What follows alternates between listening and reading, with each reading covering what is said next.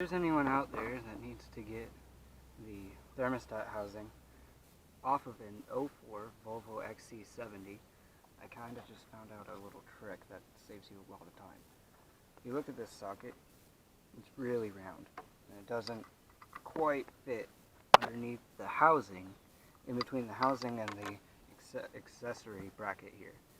But if you get one of these DeWalt Torx in like bits for like a Makita Impact or something like that, then you can take a little socket like this little guy here,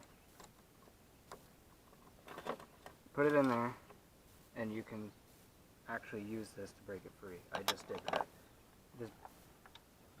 Just be very careful about stripping out the heads of the Torx when doing it. Make sure that you have it straight. I found that the best way to do it is have it pinned up against the bottom of the housing here, and it has it straight for the most part.